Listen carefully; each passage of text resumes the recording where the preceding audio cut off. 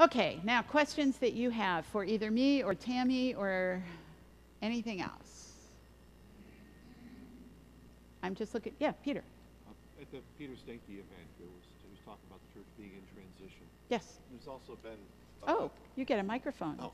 Thank you. At the Peter Stanky event, there was talk about the church being in transition. Yes. And that's certainly true in this synod. Oh, yeah. The state is in transition, population-wise as well. Yep. It was encouraging to hear the stuff from the treasurer and the finance folks today about the sense that maybe we're bottomed out in terms of financially, but in terms of congregations and numeric numbers. Numbers don't tell us everything, but as some have said, they tell us something. That's right. We're numerically, in terms of congregations and in membership in this synod, is anybody doing some trend studies to see if we're nearing the bottom of that transition time numerically for those things? Yes, we are tracking it. Judith, do you want to just come up here for a minute? So that I want to give you the opportunity to speak to this as well, but I'll say my little bit first, and then you can jump in there. I'm not sure we've bottomed out yet, but I do believe that we are beginning to work on collecting the trends and trying to identify where the key places where we can put energy will be. We recognize we have closed a number of congregations in the last number of years, and you will hear today in the Eucharist, we'll be praying for one that has closed this past year. Some of them are trying new ventures. So even though they're closing, the ministry has continued, but in a new way, where we've kind of coordinated a cluster to try a new kind of ministry or that kind of thing. Others are going to probably go different directions, and we have begun identifying some that we think might be ready for hospice care, where we will continue to care for them. For one thing, I have no ability to close a congregation, and if any of you think any differently, just get over it, because I don't have the ability to do that. It's not one of the powers of the bishop, and I wouldn't want to anyway. We have had the most crazy things where little teeny congregations just one year start to grow. I don't know what God has in mind. I'm open to kind of letting God worry about that. But we do have to provide care for long-term people, but we may not be able to provide it the way we always have. One pastor, one parish is not necessarily the model that's going to work in the future. So we're trying some different kinds of things. Judith, in her new role, this is Judith VanOsdol. This is my first chance to greet her publicly. She'll be installed tonight. She is our new Director of Evangelical Mission, and what you're asking is her job. So I'm going to let her at least say a word about what you're hoping to do as you move forward. How's that? Thank you. Hi. Good afternoon.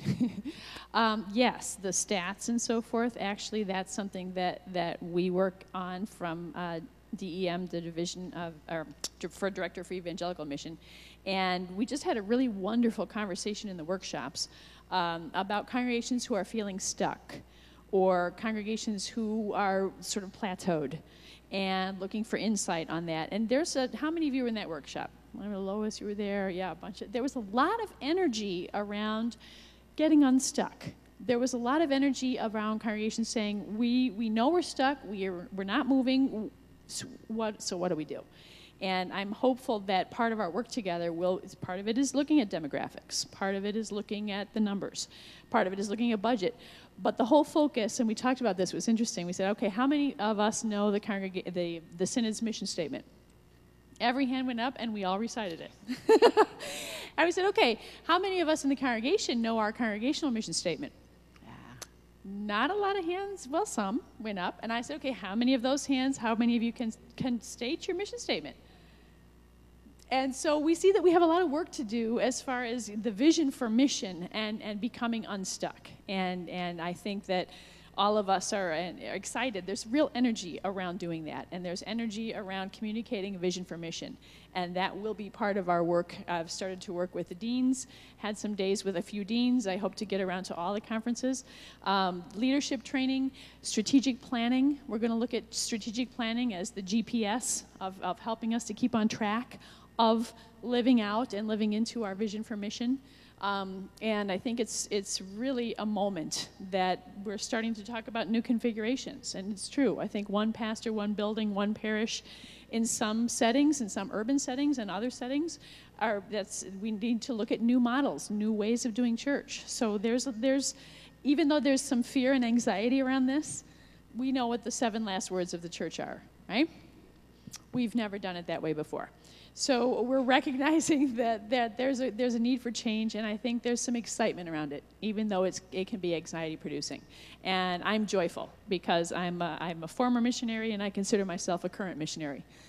So I'm joyful to be called to a place where we can be excited and thrilled and joyful about our call to mission. So yes, thank you for that great question. One of the reasons that we invited Judith, one of the reasons we invited her into this position, and it came up as part of her interviews, is that she's been a missionary. And she's been a missionary in a place that has limited financial resources. So part of what she brings is, how do you do mission with what you've got?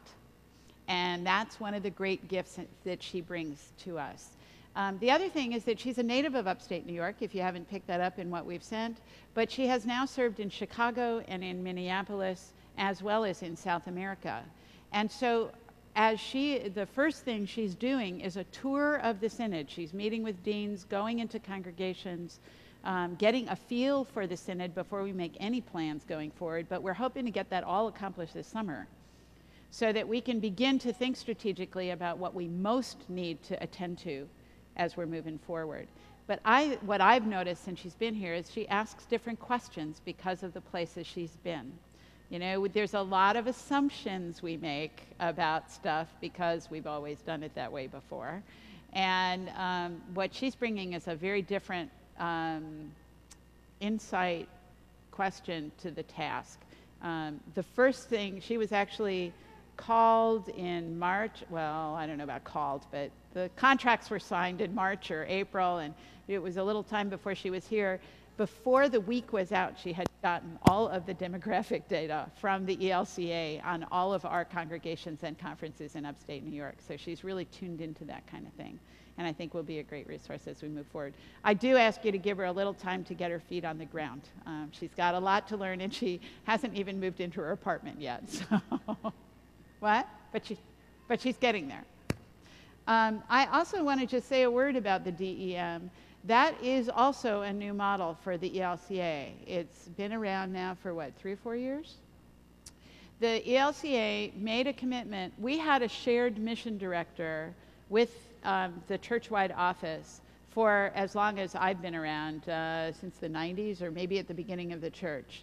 And we shared that half-time. And the commitment that the church-wide office made to synods in order to begin to do this kind of missional focus has been to commit to a full-time person in almost every synod who focuses specifically on that kind of strategic work alongside the bishop in terms of work. And Amy did a wonderful job, Amy Walter Peterson, of that for a couple of years, and then decided that she needed to move on from there.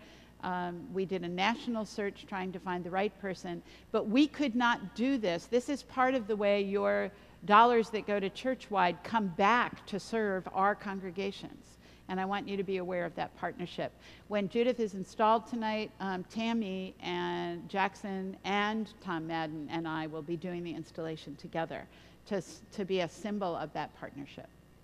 So I'm really excited about it, and we're trying it.